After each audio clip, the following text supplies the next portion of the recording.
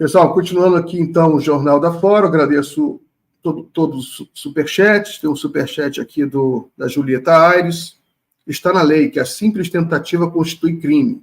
Artigo 359 e seguinte do Código Penal. Vou trazer os juristas aqui para a gente falar sobre isso. O Lucas Paulino, advogado, Minas Gerais, e o professor Davi Tangerino, da UERJ, também professor de Direito. Vou trazer aqui primeiro o professor. Professor, bem-vindo aqui ao Jornal da Fora, tudo bem? Está ouvindo, professor? Alô? Oi, agora sim, desculpa. Bem-vindo ao Jornal da Fora, tudo bem? Tudo bem, e você? Tudo ótimo. Deixa eu trazer aqui, a gente vai ter uma companhia, vamos ficar nós três aqui para a gente bater um papo sobre esse assunto, se a tentativa de golpe é o crime ou não. Tá? O Lucas Paulino também é um colega seu da área do direito. Sim. Tudo bem, Lucas? Bem-vindo. Boa noite, Miguel. Obrigado aí pelo convite mais uma vez. Boa noite, professor Davi. Sou um fã e seguidor seu aí também do Twitter. Da mesma forma. É isso aí. Deixa eu só trazer a Yara aqui para me despedir dela. Yara, você caiu, mas já está liberado, tá bom? Tá bom, gente. Bom programa para vocês. Um beijo. Até amanhã. Tchau, tchau. Um beijo. Então, vamos lá. Vou começar com o professor. Davi, eu vi que você fez uma postagem interessante, discutindo a questão também se é crime ou não, né? Combinar um crime já é um crime. Essa questão toda é porque o Brasil, né, recebeu esse material, esse vídeo do Bolsonaro de 1h e 33 minutos, em que ele reúne praticamente o governo inteiro, né, todos os ministros, e eles falam praticamente abertamente da possibilidade de uma ruptura, de um golpe, virada de mesa, uma série de expressões muito explícitas, né, com referência a uma mudança, a uma ruptura, a um golpe, enfim. Eu queria saber qual a opinião do senhor, se você acha que se isso constitui um crime e por quê. Vamos lá, Miguel, Lucas, obrigado. Um prazer bater esse papo aqui. O que diz o Código Penal, né, como regra geral?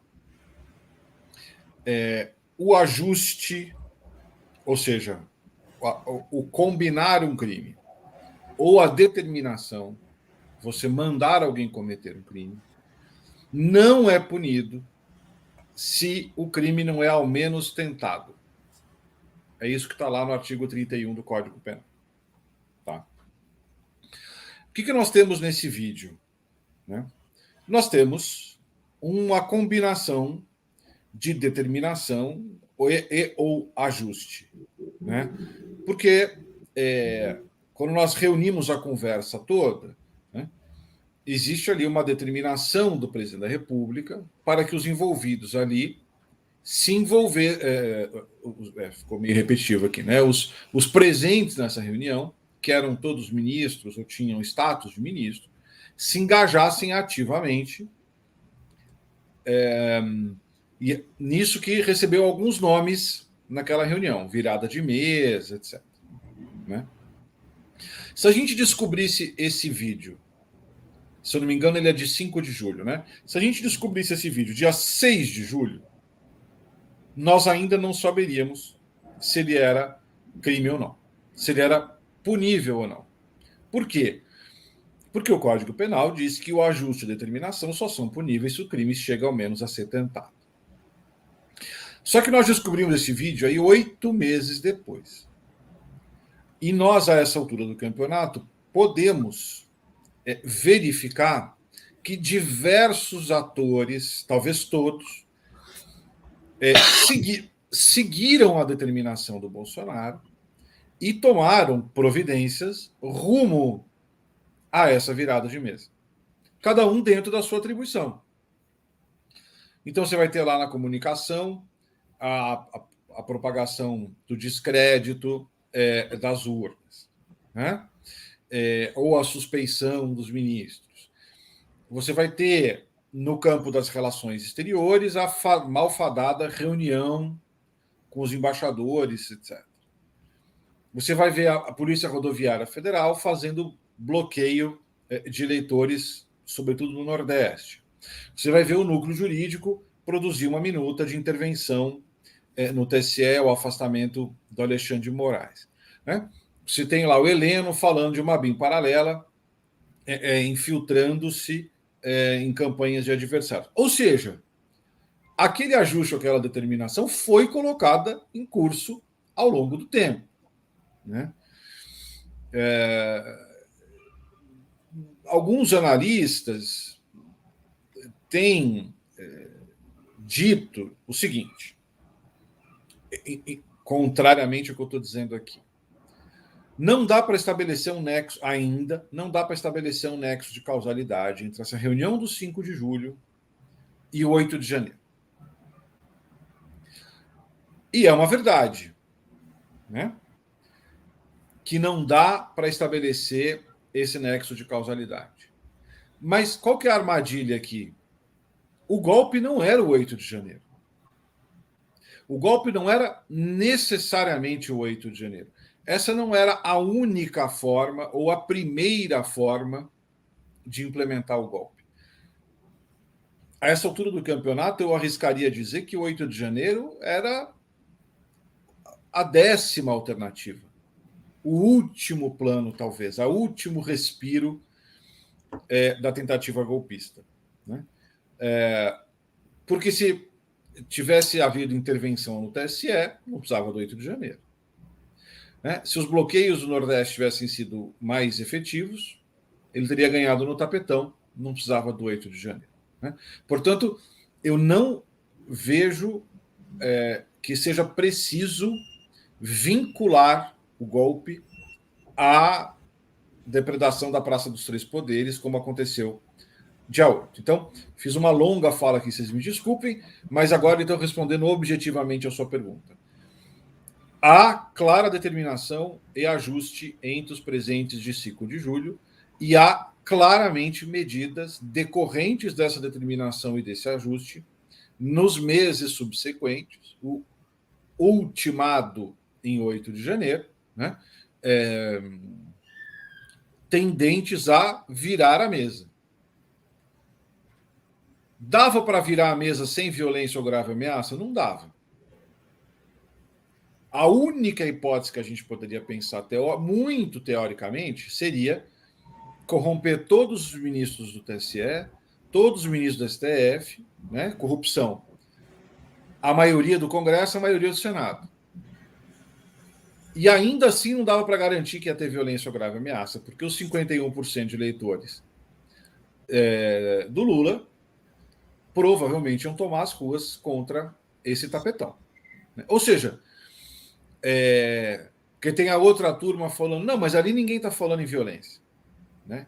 Agora, não dá para imaginar que você vai virar a mesa sem, pelo menos, exercer grave ameaça ou contra a população ou contra as instituições. Então, a soma de todas essas características me coloca numa posição muito tranquila de que aquilo não era mero ato preparatório, não. Aquilo já era o início do golpe e, portanto, punível.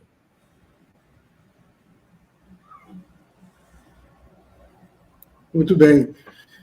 Lucas, e a sua opinião? Vi que você também fez uma postagem, você também está se debruçando sobre essa questão, né, que está vários juristas do Brasil todo. Então, o Brasil tem uma tradição grande de debate jurídico sobre qualquer questão, ainda mais nos últimos anos, né, que a gente viu o direito entrar na política com muita força. Qual a sua opinião sobre isso? Aquela reunião do dia 5 de julho de 2022, aquilo representou, indica crime ou não? Qual a sua opinião? Miguel, eu vou muito de acordo aí com o professor Davi Tangerino. Inclusive, eu li a sequência dele hoje mais cedo, antes de fazer o meu comentário próprio, que foi até em reação a um texto que eu li no Poder 360, com todo respeito, né, mas uma análise que eu julgo muito equivocada de um jurista, que falou que não ficou só no plano da cogitação, enfim. Aí por isso me motivou também a escrever um tweet mais longo me debruçando sobre esse tema, né? E eu concordo com o professor, eu já tinha lido a decisão do ministro Alexandre de Moraes, que se baseia totalmente na investigação da Polícia Federal, que foi corroborada, né, também pelo Procurador-Geral da República, que demonstra, né, faz um encadeamento fático ligando todas esses eventos, né, que alguns nós já tínhamos conhecimento, outros não, mas que estavam esparsos, e demonstram, né, que, por exemplo, quando a primeira minuta do Anderson Torres é divulgada, né, muitos disseram, uma minuta apócrifa, isso só revela a cogitação de um plano de golpe de Estado que não foi adiante e tal. Né? Então a gente tinha já alguns indícios, uns elementos esparsos, mas essa operação da Polícia Federal, né, a Hora da Verdade, o Tempus Veritatis aí, a Polícia Federal faz um trabalho muito bem feito de encadear todos esses eventos e respaldar com provas, com evidências, ligando como o plano do golpe, ele tinha, em primeiro lugar, vários núcleos, né? Você tinha um núcleo político, um núcleo jurídico, um núcleo de comunicação, né? E tinha várias fases também, né? Então, essa operação, ela deixa isso bem didático para quem leu, enfim, quem leu as matérias a respeito também, que também o jornalismo se debruçou bastante também sobre essa decisão, e que demonstra, né, que além, né, da minuta que previa de fato as medidas institucionais golpistas, né, que seria o estado de sítio junto com a GLO, enfim, né, a tal da intervenção militar constitucional que essa turma sempre falou, né, como se pudesse haver uma destituição dos poderes via isso, com a interpretação totalmente inconstitucional e autoritária, mas que isso estava encadeado com um plano muito mais sofisticado, uma conspiração muito mais abrangente que envolvia vários setores do governo, como o professor Davi bem colocou, né? Então você tinha, nessa reunião de 1h30 que foi divulgada aí, o presidente Bolsonaro conclamando todos os ministros para participarem do processo de descredibilização das urnas eletrônicas. Então, você teve intencionalmente, usando da máquina pública, um processo para descredibilizar as eleições, descredibilizar as urnas, né? Isso já foi até julgado pelo Tribunal Superior Eleitoral como abuso de poder político, uso indevido dos meios de comunicação, abuso de poder em geral ali, né, no direito eleitoral. Mas você já tinha esse processo, você tinha um processo de tentar coagir os militares, né, que dariam, né, a força para o golpe, né? Então já tinha uns militares que aderiram, né, conforme foi demonstrado na decisão, o general Teófilo, salvo engano, né, o comandante da Marinha, mas houve uma tentativa, né, de se organizar uma estratégia para sediar os militares que não aderiram, né, que alguns estão chamando de legalistas ou não explicitamente golpistas, né? Você tinha essa estratégia, você tinha uma estratégia digital de estimular as pessoas, né, a não acreditarem nas urnas, e não só isso, irem para as manifestações na frente dos quartéis, né, uma estratégia de blindar as pessoas que estavam participando disso. Então foram várias frentes, né, que não dá para falar que isso é só cogitação ou mesmo atos preparatórios, né? Você já via uma tentativa de iniciar a execução do plano golpista que seria realizado em várias etapas até chegar ao momento final, que seria o estado de sítio com a GLO para, enfim, né, depor o governo eleito, né, impedir o presidente Lula de tomar posse e para o Bolsonaro continuar no poder, né? Então, que seria, vamos dizer assim, a consumação do crime. Mas esse plano, em várias etapas, ele já tinha começado a ser executado, né? Você já tinha pessoas assediando militares, já tinha pessoas indo para os quartéis, você já tinha a criação desse contexto político-militar que seria propício para o golpe, né? Como o professor Davi muito bem colocou, o 8 de janeiro ele não é o único evento, né? Isso foi uma sucessão de fatos, né? Uma conspiração super complexa com vários eventos que culminaria no golpe com data marcada. Mas, enfim, né, você tem todo esse processo e esses atores políticos e militares envolvidos nessa conspiração, né, que são vários generais da cúpula do governo, né, aquele rapaz lá, Felipe Martins, né, o Sorocabana lá, que o pessoal chama ele, né, envolvido na parte jurídica, em chamar pessoas para tentar dar um artifício de legalidade, como a gente sabe que na história do Brasil sempre teve, né, os atos institucionais na ditadura, né? Então, você já tinha essa sucessão de atos complexos. Aí, professor Davi, eu queria até discutir perguntar para você, né, que eu estava debatendo com um amigo, um jurista muito, muito brilhante também, inteligente, o Horácio Neiva. Ele provocou, mas tem uma questão aí do elemento do tipo que seria a grave ameaça, né? A grave ameaça já teria sido revelada que em alguma dessas falas aí da reunião, ou das falas públicas do Bolsonaro, teria grave ameaça.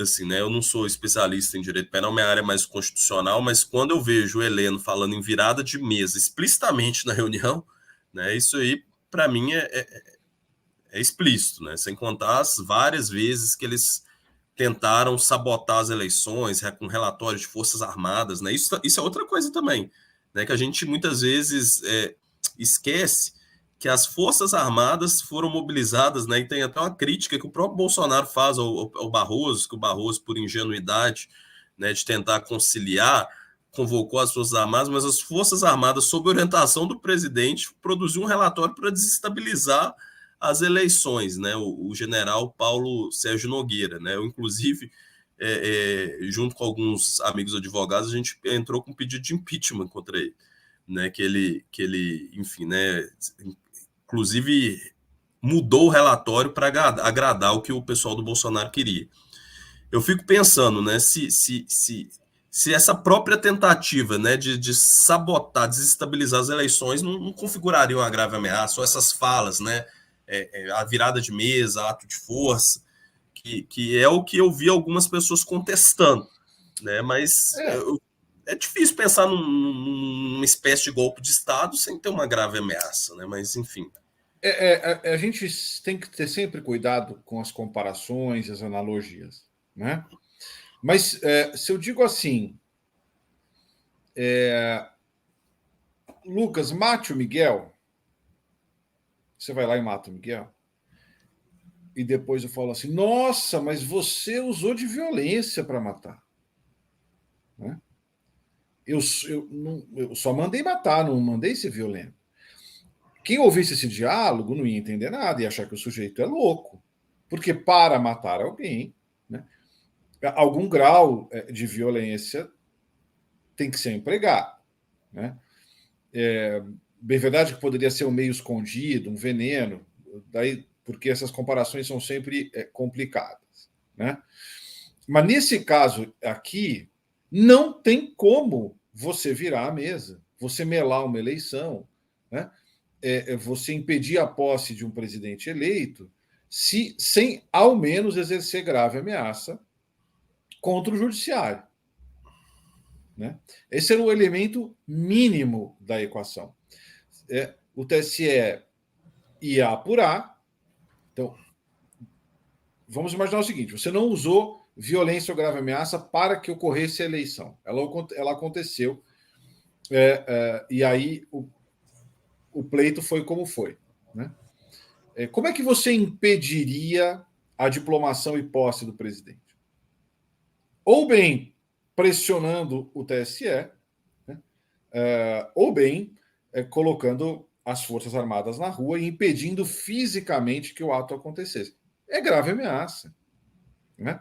Não é possível virar a mesa, dar um golpe de Estado sem violência ou grave ameaça. Portanto,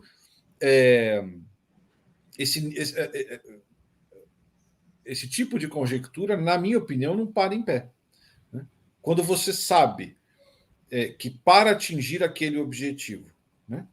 Então, para fazer um omelete, você tem que quebrar ovos. Né? Professor, Diga.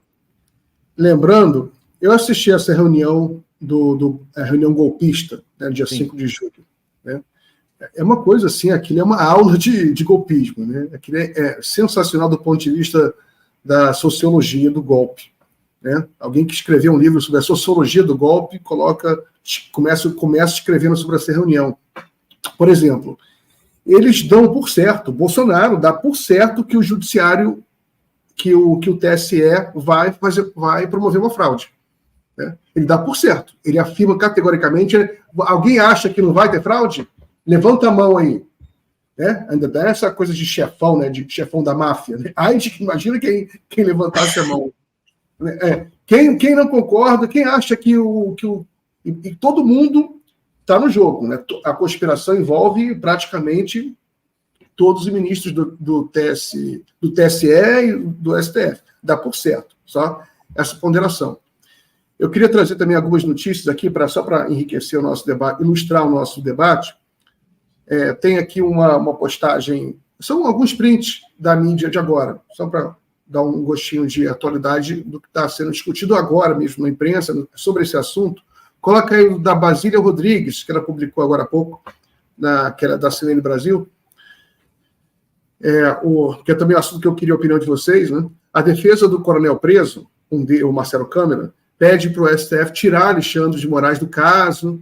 A alegação é que ele estaria impedido de julgar porque estaria intimamente interessado no julgamento por figurar como alvo dos investigados. Então, segura aí, não esqueça isso não. Qualquer coisa eu lembro aqui. Eu vou só colocar outros assuntos também, depois passo para vocês. Coloque aí o Braga Neto, essa outra notícia aí, por favor. Braga Neto orientou ataques contra general Tomás Paiva nas redes. Isso aí também te viu lá, que o Braga Neto liderava lá uma ação contra os militares que ele não considerava que estavam dentro do golpe. Aí tem também essa última aí, Cid. Eles não podem fazer P nenhuma, né? De Cid oficial do Exército sobre MPF pedir fim de acampamentos golpistas. Né? Havia o medo de que os acampamentos golpistas fossem desmontados por pedido do MPF, afinal eles duraram meses, né, esses acampamentos, e o CID estava... Então você vê que ele se envolveu para que não fossem desmontados. Que havia alguns achavam que os militares não estavam envolvidos, mas não, o CID era ainda braço direito do Bolsonaro, atuou para que os acampamentos fossem mantidos. Tá? É um elemento para a gente... E, por fim, só para finalizar, já passo a palavra para o professor, e depois para o Lucas, para a gente finalizar aqui. Sobre só um toque de humor aqui, né, porque, na realidade, um bolsonarista publicou agora sobre o apoio internacional a esse evento que o Bolsonaro quer organizar no dia 25 de fevereiro, semana que vem. Coloca aí, por favor, esse do... É fake news, mas eu acho um pouco engraçado isso, né? Mas isso aí, por incrível que pareça, eles acreditam nesse tipo de coisa. Né? Cresce apoio internacional ao ato do dia 25, botaram a foto lá daquele ator famoso de Hollywood, né, o Matheus, um grande ator. Só que isso não evidentemente, não é apoio ao golpe de 25, a manifestação do dia 25 de fevereiro. Isso aí é com... Estava só colocando a camisa da seleção, muitos anos atrás. Mas, enfim... Professor, vamos então seus argumentos finais aí sobre essa questão do que eu coloquei aqui, essas últimas notícias, o que mais o senhor quiser falar. Não, meu caro, acho que essas notícias apenas se somam à lógica geral do que foi colocado aqui. Né?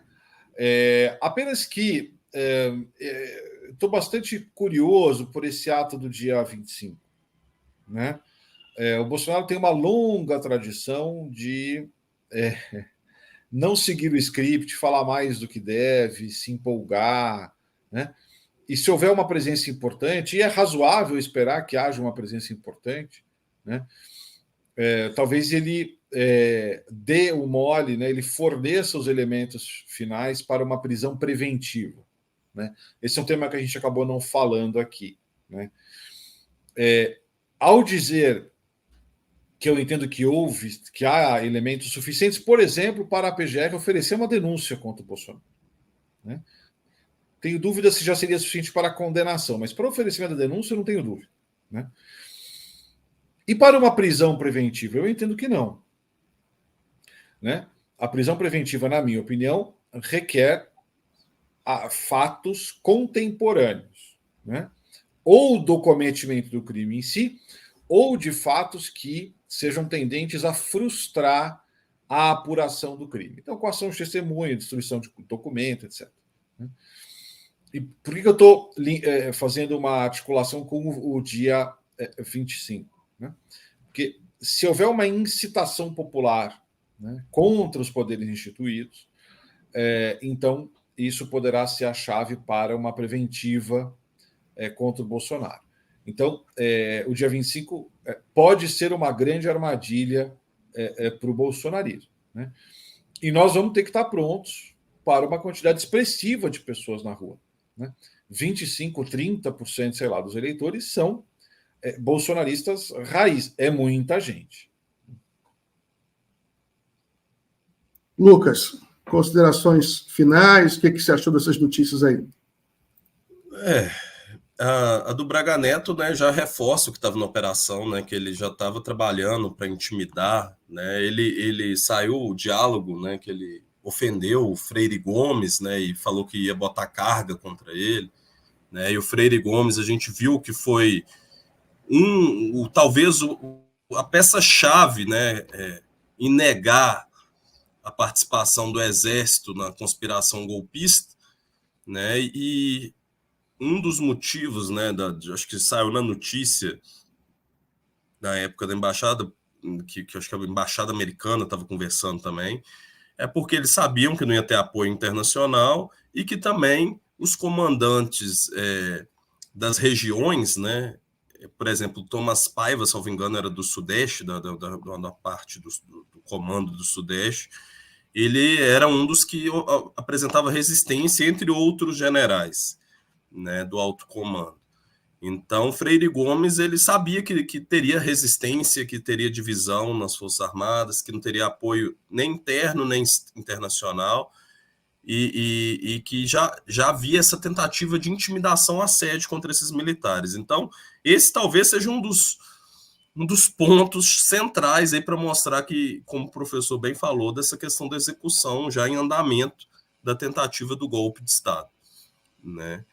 E sobre a manifestação, eu também não subestimo os bolsonaristas, né? Saiu a pesquisa da Atlas, por mais que algumas pessoas questionem a metodologia, né? Querendo ou não, é um número expressivo de pessoas que ainda está enredada, né, nas bolhas, nas câmaras de eco do bolsonarismo, que seguem as narrativas, né, feitas pelos meios de comunicação bolsonaristas, pelos deputados bolsonaristas, né, pelos influenciadores de extrema-direita, né? Então, a gente sabe que ainda tem aí pelo menos um terço da população, né, enredada nas narrativas deles. Então, não vai ser surpreendente se tiver um grande número de pessoas lá. Agora, vamos ver o que eles vão falar, porque nas últimas manifestações, desde o início do governo Bolsonaro, sempre tinha cartaz de intervenção militar, né? Em muitos, o Bolsonaro extrapolou um discurso de bom senso, né, que flertava abertamente com incitações a crimes, né, sobretudo naquele do 7 de setembro de 2021. Né, então a gente tem que ver mesmo se ele vai dar de bandeja, né, o motivo para a preventiva do Alexandre de Moraes. Né, mas eles querem, depois do 8 de janeiro, né, que eles deram uma desaparecida das ruas, né, pelo visto eles querem se reagrupar também. Né? Não sei também, por outro lado, se isso, do ponto de vista, para além desse efeito de bolha, do ponto de vista da mobilização de políticos em Brasília, isso vai surtir algum efeito, né? Dos antigos aliados ali do Centrão, que a gente sabe que a conversa ali é menos ideológica e mais com base em outros recursos, né? Que a gente sabe que a dificuldade que o presidente Lula está tendo aí, com essa caixa de ferramentas do presidencialismo aí, né, que são as emendas parlamentares, né, e os cargos, enfim. Né? Então, acho que para esse outro lado da história não vai surtir muito efeito, não, mas vamos aguardar as cenas, os desdobramentos aí, as cenas do próximo capítulo. Muito bem. Muito bom. Agradeço, então, a participação, professor Lucas Paulino, professor Davi Tangerino. Muito obrigado pela participação. Forte abraço. Boa semana para vocês. Obrigado. Forte abraço. Boa semana. Tchau, tchau. Obrigado, Miguel, mais uma vez. Forte abraço. Até a próxima.